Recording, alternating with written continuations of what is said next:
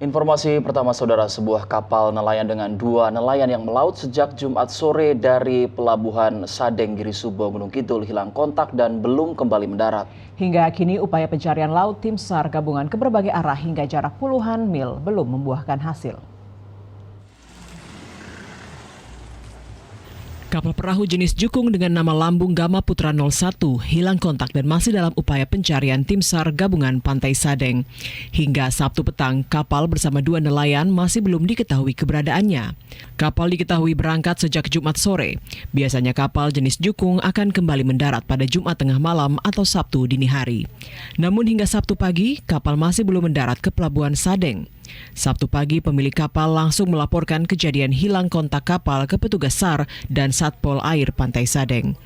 Usai mendapat laporan, puluhan personil gabungan bersama nelayan langsung disebar melakukan upaya pencarian. Diduga kapal Jukung melaut ke arah tengah hingga jarak belasan mil dari pelabuhan Sadeng. Kapal berisi 2 nelayan yang hendak menebar alat tangkap.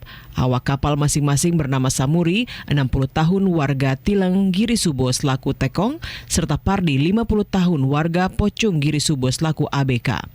Upaya melacak dan berkomunikasi dengan awak kapal sulit dilakukan karena diduga keduanya tidak membawa alat komunikasi. Upaya pencarian dilakukan ke berbagai arah. Arus air laut sendiri diketahui menuju arah barat. Personil SAR gabungan bahkan melakukan penyisiran hingga jarak 30 mil sampai perairan Gesing, Panggang, Gunung Kidul. Sementara tim lain menyisir ke arah tengah lurus Pantai Sadeng hingga jarak 20 mil. Hari Sabtunya pagi hari belum pulang juga. Nah, saat itu pemilik kapal melakukan laporan kepada Polair maupun SAR dan kami berkoordinasi dan dilakukan pencarian. Jadi kedua nelayan ataupun yang hilang kontak ini memang tidak menggunakan HP ataupun tidak membawa HP. Jadi kami kesulitan untuk menghubungi. Hingga kini keberadaan kapal dan 2 nelayan belum diketahui. Upaya pencarian tim SAR gabungan masih akan terus dilakukan. Demikian Setia Budi, TVRI Yogyakarta melaporkan. Puluhan bangunan liar dan tak berizin bermunculan di kawasan Sabuk Hijau atau Green Belt, wilayah pesisir Pantai Glagah hingga Congot, Kabupaten Kulon Progo. Warung-warung semi permanen ini tampak menjamur seiring ramainya wisatawan yang berkunjung ke kawasan yang telah ditetapkan sebagai daerah konservasi penahan abrasi pantai sekaligus pelindung Bandara Yogyakarta International Airport itu.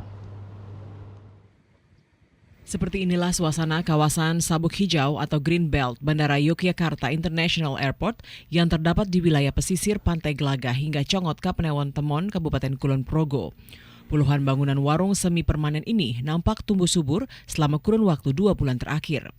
Tak hanya dibangun warga sekitar, bangunan tak berizin ini diketahui juga banyak didirikan warga luar daerah seperti Purworejo untuk berjualan makanan serta minuman. Dari pantauan, nampak seluruh bangunan dibangun di lokasi penghijauan yang telah ditetapkan sebagai daerah Sabuk Hijau penahan abrasi pantai sekaligus pelindung Bandara Yogyakarta International Airport yang merupakan bagian mitigasi bencana. Tak hanya menempati lahan penghijauan yang ada, keberadaan warung-warung ini juga nampak mengakibatkan sejumlah tanaman yang telah ditanam menjadi mati. Hal ini menjadi cukup ironis mengingat saat awal proses pembangunan Bandara YIA beberapa tahun lalu, puluhan petani di wilayah ini harus tergusur demi pembangunan kawasan Sabuk Hijau atau Green Belt ini. Mulai rame itu mulai puasa.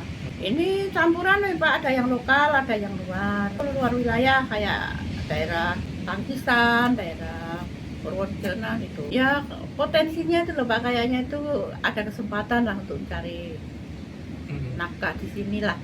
Kalau rame saya bisa 1 juta lebih. Oh, ini kan belum ada izin Pak. Karena pokoknya di sela-selahnya tanaman ini yang penting perjanjiannya tidak merusak, tidak boleh permanen. Terus kalau diminta sewaktu-waktu kita juga harus legowo ikhlas gitu. Soalnya kita kan cuma numpang. Meski berdampak positif bagi perekonomian sebagian warga, namun jika tidak dilakukan penataan maupun penertiban, bukan tidak mungkin kondisi ini akan menimbulkan persoalan baru di masa mendatang.